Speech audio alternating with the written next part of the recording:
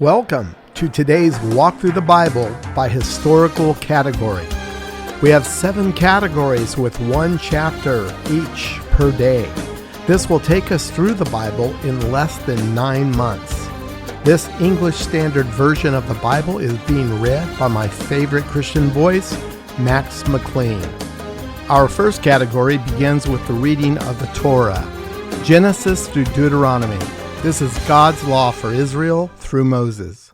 The Book of Exodus, Chapter 1. These are the names of the sons of Israel who came to Egypt with Jacob, each with his household: Reuben, Simeon, Levi, and Judah, Issachar, Zebulun, and Benjamin, Dan and Naphtali, Gad and Asher. All the descendants of Jacob were 70 persons. Joseph was already in Egypt.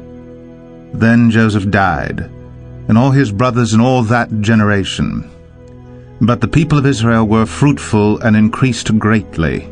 They multiplied and grew exceedingly strong, so that the land was filled with them. Now there arose a new king over Egypt who did not know Joseph, and he said to his people, "Behold, the people of Israel are too many and too mighty for us. Come, let us deal shrewdly with them, lest they multiply, and if war breaks out, they join our enemies and fight against us and escape from the land." Therefore they set taskmasters over them to afflict them with heavy burdens. They built for Pharaoh store cities, Pithom and Ramses. But the more they were oppressed, the more they multiplied, and the more they spread abroad. And the Egyptians were in dread of the people of Israel. So they ruthlessly made the people of Israel work as slaves, and made their lives bitter with hard service, in mortar and brick, and in all kinds of work in the field. In all their work they ruthlessly made them work as slaves. Then the king of Egypt said to the Hebrew midwives, one of whom was named Shiphrah, and the other Puah, "When you serve as midwife to the Hebrew women, and see them on the birth stool, if it is a son, you shall kill him, but if it is a daughter, she shall live." But the midwives feared God, and did not do as the king of Egypt commanded them, but let the male children live. So the king of Egypt called the midwives, and said to them, "Why have you done this? And let the male children live." The midwives said to Pharaoh, "Because the Hebrew women are not like the Egyptian women, for they are vigorous and give birth before the midwife comes to them." So God dealt well with the midwives, and the people multiplied and grew very strong. And because the midwives feared God, he gave them families.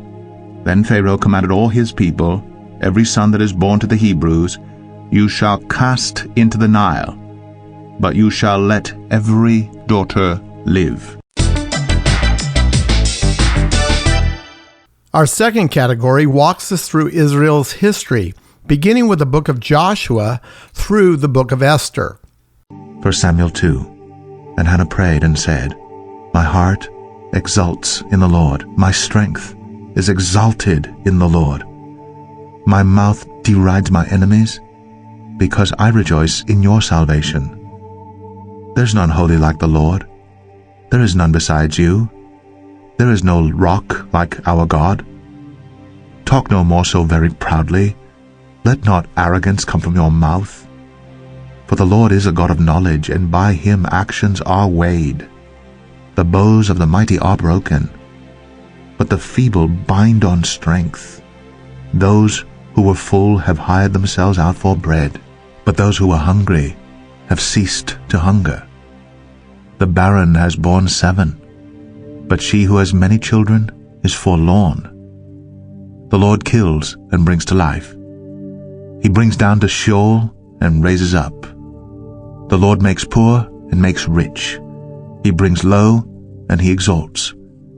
He raises up the poor from the dust. He lifts the needy from the ash heap, to make them sit with princes and inherit a seat of honor. For the pillars of the earth are the Lord's, and on them he has set the world. He will guard the feet of his faithful ones, but the wicked shall be cut off in darkness, for not by might shall a man prevail. The adversaries of the Lord shall be broken to pieces. Against them he will thunder in heaven. The Lord will judge the ends of the earth. He will give strength to his king and exalt the power of his anointed. Then Elkanah went home to Ramah, and the boy ministered to the Lord in the presence of Eli, the priest. Now the sons of Eli were worthless men. They did not know the Lord. The custom of the priests with the people was that when any man offered sacrifice, the priest's servant would come while the meat was boiling, with a 3-pronged fork in his hand, and he would thrust it into the pan or kettle or cauldron or pot. All that the fork brought up, the priest would take for himself. This is what they did at Shiloh to all the Israelites who came there. Moreover, before the fat was burned, the priest's servant would come and say to the man who was sacrificing, "Give meat for the priest to roast, for he will not accept boiled meat from you, but only raw." And if the man said to him, "Let them burn the fat first, and then take as much as you wish," he would say, "No, you must give it now, and if not, I will take it by force." Thus the sin of the young men was very great in the sight of the Lord, for the men treated the offering of the Lord with contempt. Samuel was ministering before the Lord, a boy clothed with a linen ephod, and his mother used to make for him a little robe and take it to him each year when she went up with her husband to offer the yearly sacrifice. Then Eli would bless Elkanah and his wife and say, "May the Lord give you children by this woman for the petition she asked of the Lord." So then they would return to their home. Indeed, the Lord visited Hannah, and she conceived and bore 3 sons and 2 daughters. And the young man Samuel grew in the presence of the Lord. Now Eli was very old, and he kept hearing all that his sons were doing to all Israel, and how they lay with the women who were serving at the entrance to the tent of meeting. And he said to them, "Why do you do such things? For I hear of your evil dealings from all the people. No, my sons, it is no good report that I hear the people of the Lord spreading abroad. If someone sins against a man, God will mediate for him, but if someone sins against the Lord, who can intercede for him?" But they would not listen to the voice of their father, for it was the will of the Lord to put them to death. Now the young man Samuel continued to grow both in stature and in favor with the Lord, and also with man. And there came a man of God to Eli, and said to him, "Thus the Lord has said, Did I indeed reveal myself to the house of your father when they were in Egypt, subject to the house of Pharaoh? Did I choose him out of all the tribes of Israel to be my priest, to go up to my altar, to burn incense, to wear an ephod before me? I gave to the house of your father all my offerings by fire from the people of Israel. Why then do you scorn my sacrifices and my offerings that I commanded, and honor your sons above me by fattening yourselves on the choicest parts of every offering of my people Israel? Therefore the Lord, the God of Israel, declares, I promised that your house and the house of your fathers should go in and out before me forever. But now the Lord declares, Far be it from me, for those who honor me I will honor, and those who despise me shall be lightly esteemed. Behold, the days are coming, when I will cut off your strength, and the strength of your father's house, so that there will not be an old man in your house. Then in distress you will look with envious eye on all the prosperity that shall be bestowed on Israel, and there shall not be an old man in your house forever. The only one of you whom I shall not cut off from my altar shall be spared to weep his eyes out, to grieve his heart. And all the descendants of your house shall die by the sword of men. And this that shall come upon your 2 sons, Hophni and Phinehas, shall be the sign to you. Both of them shall die on the same day. And I will raise up for myself a faithful priest, who shall do according to what is in my heart and in my mind.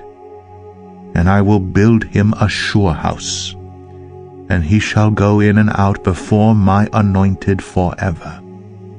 And everyone who is left in your house shall come to implore him for a piece of silver or a loaf of bread, and shall say, Please put me in one of the priest's places, that I may eat a morsel of bread. Our third category captures the sad reality of Israel's fall, beginning with the prophet Isaiah and continuing through the last book of the Old Testament, Malachi. We see how God sent Israel prophets to call her back through repentance, yet foretelling of their imminent collapse as a nation, yet giving them hope for the distant future when they would eventually be restored and they finally would realize the fulfillment of all God's promises to them in the coming millennial kingdom. Isaiah 51. Listen to me, you who pursue righteousness, you who seek the Lord. Look to the rock from which you were hewn, and to the quarry from which you were dug. Look to Abraham your father, and to Sarah who bore you.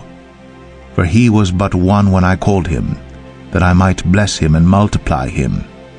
For the Lord comforts Zion. He comforts all her waste places, and makes her wilderness like Eden, her desert like the garden of the Lord. Joy and gladness will be found in her, thanksgiving and the voice of song. Give attention to me, my people, and give ear to me, my nation. For a law will go out from me, and I will set my justice for a light to the peoples. My righteousness draws near, my salvation has gone out, and my arms will judge the peoples. The coastlands hope for me, and for my arm they wait.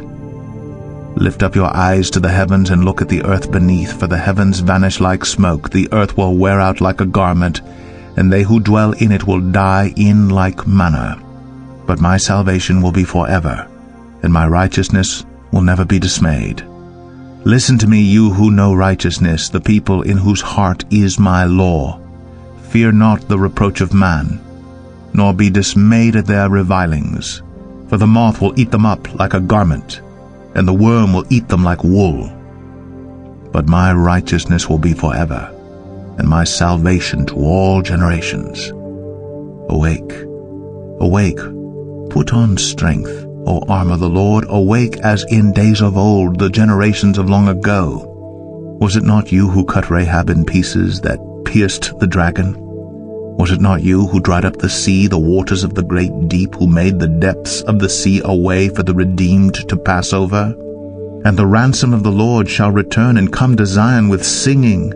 Everlasting joy shall be upon their heads.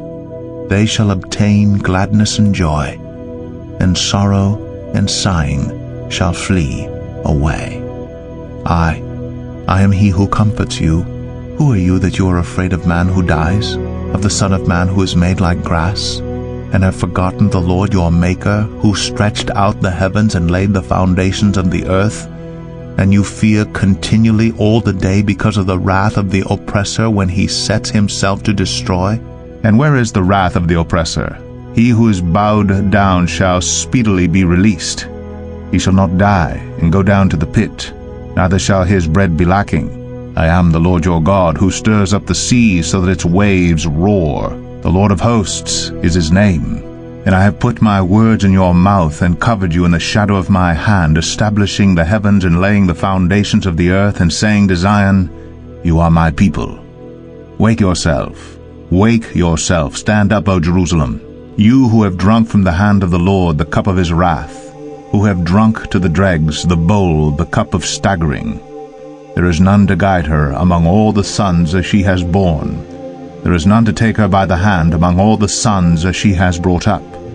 These two things have happened to you. Who will console you? Devastation and destruction, famine and sword. Who will comfort you? Your sons have fainted. They lie at the head of every street like an antelope in a net. They are full of the wrath of the Lord, the rebuke of your God. Therefore hear this, you who are afflicted, who are drunk but not with wine. Thus says your Lord, the Lord your God, who pleads the cause of his people. Behold, I have taken from your hand the cup of staggering. The bowl of my wrath you shall drink no more. And I will put it into the hand of your tormentors, who have said to you, Bow down, that we may pass over. And you have made your back like the ground, and like the street for them to pass over. Our fourth category encompasses the books of the Old Testament known as the wisdom literature. These books include Job and Psalms, Proverbs, Ecclesiastes, and the Song of Solomon. Psalm 9. I will give thanks to the Lord with my whole heart. I will recount all of your wonderful deeds. I will be glad and exult in you. I will sing praise to your name, O Most High. When my enemies turn back, they stumble and perish before your presence. For you have maintained my just cause. You have sat on the throne giving righteous judgment. You have rebuked the nations. You have made the wicked perish. You have blotted out their name forever and ever. The enemy came to an end in everlasting ruins. Their cities you rooted out. The very memory of them has perished.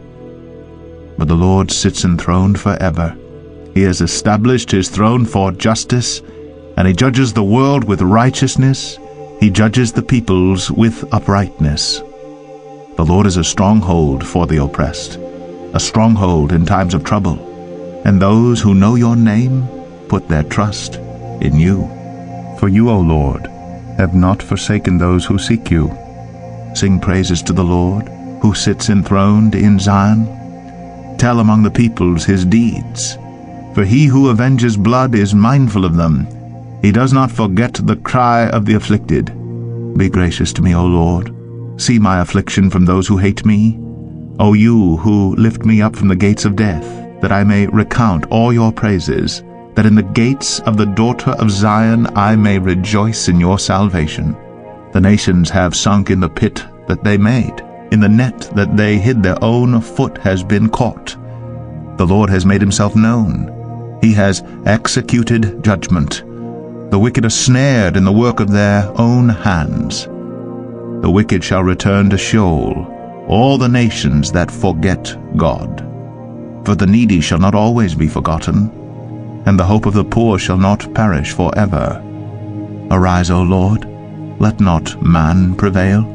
Let the nations be judged before you. Put them in fear, O Lord.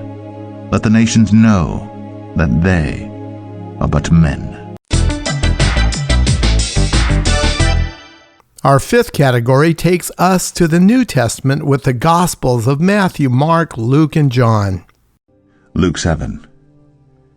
After he had finished all his sayings in the hearing of the people, he entered Capernaum. Now a centurion had a servant who was sick, and at the point of death, who was highly valued by him.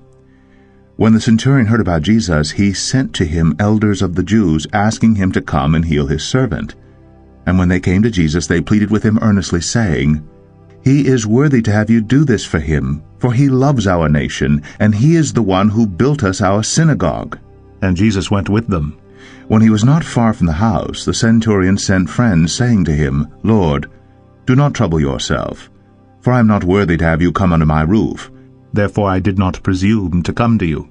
But say the word, and let my servant be healed. For I too am a man set under authority, with soldiers under me. And I say to one, Go, and he goes, and to another, Come, and he comes, and to my servant, Do this, and he does it. When Jesus heard these things, he marveled at him, and turning to the crowd that followed him, said, I tell you, not even in Israel have I found such faith. And when those who had been sent returned to the house, they found the servant well. Soon afterward, he went to a town called Nain, and his disciples and a great crowd went with him. As he drew near the gate of the town, behold, a man who had died was being carried out, the only son of his mother, and she was a widow, and a considerable crowd from the town was with her. And when the Lord saw her, he had compassion on her, and said to her, Do not weep. Then he came up and touched the bier, and the bearers stood still. And he said, Young man, I say to you, arise. And the dead man sat up and began to speak, and Jesus gave him to his mother. Fear seized them all, and they glorified God, saying, A great prophet has risen among us, and God has visited his people. And this report about him spread through the whole of Judea and all the surrounding country. The disciples of John reported all these things to him, and John, calling 2 of his disciples to him, sent them to the Lord, saying, Are you the one who is to come, or shall we look for another? And when the men had come to him, they said, John the Baptist has sent us to you, saying, Are you the one who is to come, or shall we look for another? In that hour he healed many people of diseases and plagues and evil spirits, and on many who were blind he bestowed sight. And he answered them, Go and tell John what you have seen and heard. The blind receive their sight, the lame walk, lepers are cleansed, and the deaf hear, the dead are raised up, the poor have good news preached to them. And blessed is the one who is not offended by me. When John's messengers had gone, Jesus began to speak to the crowds concerning John. What did you go out into the wilderness to see? A reed shaken by the wind? What then did you go out to see? A man dressed in soft clothing? Behold, those who are dressed in splendid clothing and live in luxury are in kings' courts. What then did you go out to see? A prophet? Yes, I tell you, more than a prophet. This is he of whom it is written, Behold, I send my messenger before your face, who will prepare your way before you. I tell you, among those born of woman none is greater than John, yet the one who is least in the kingdom of God is greater than he. When all the people heard this, and the tax collectors too, they declared God just, having been baptized with the baptism of John. But the Pharisees and the lawyers rejected the purpose of God for themselves, not having been baptized by him. To what then shall I compare the people of this generation, and what are they like? They are like children sitting in the marketplace and calling to one another, We played the flute for you, and you did not dance. We sang a dirge, and you did not weep. For John the Baptist has come eating no bread and drinking no wine, and you say, He has a demon. The Son of Man has come eating and drinking, and you say, Look at him, a glutton and a drunkard, a friend of tax collectors and sinners. Yet wisdom is justified by all her children. One of the Pharisees asked him to eat with him, and he went into the Pharisee's house and took his place at the table. And behold, a woman of the city who was a sinner, when she learned that he was reclining at table in the Pharisee's house, brought an alabaster flask of ointment, and standing behind him at his feet, weeping, she began to wet his feet with her tears, and wiped them with the hair of her head, and kissed his feet, and anointed them with the ointment. Now when the Pharisee who had invited him saw this, he said to himself, If this man were a prophet, he would have known who and what sort of woman this is who is touching him, for she is a sinner. And Jesus answering said to him, Simon, I have something to say to you. And he answered, Say it, teacher. A certain moneylender had 2 debtors. One owed 500 denarii, and the other 50. When they could not pay, he cancelled the debt of both. Now, which of them will love him more? Simon answered, The one, I suppose, for whom he cancelled the larger debt. And he said to him, You have judged rightly. Then turning toward the woman, he said to Simon, Do you see this woman? I entered your house, you gave me no water for my feet, but she has wet my feet with her tears and wiped them with her hair. You gave me no kiss, but from the time I came in she has not ceased to kiss my feet. You did not anoint my head with oil, but she has anointed my feet with ointment. Therefore I tell you, her sins, which are many, are forgiven, for she loved much. But he who is forgiven little loves little. And he said to her, Your sins are forgiven. Then those who were at table with him began to say among themselves, Who is this, who even forgives sins? And he said to the woman, Your faith has saved you. Go in peace. Our sixth category begins with the book of Acts, which is the beginning history of the church under the leadership, of course, of the Acts of the Holy Spirit and the Acts of the Apostles. After we complete the book of Acts, we make our way through all the New Testament church epistles from Romans all the way through Revelation. 1 Corinthians 7. Now concerning the matters about which you wrote, it is good for a man not to have sexual relations with a woman. But because of the temptation to sexual immorality, each man should have his own wife, and each woman her own husband. The husband should give to his wife her conjugal rights, and likewise the wife to her husband. For the wife does not have authority over her own body, but the husband does. Likewise the husband does not have authority over his own body, but the wife does. Do not deprive one another, except perhaps by agreement for a limited time, that you may devote yourselves to prayer, but then come together again, so that Satan may not tempt you because of your lack of self-control. Now as a concession, not a command, I say this: I wish that all were as I myself am, but each has his own gift from God, one of one kind and one of another.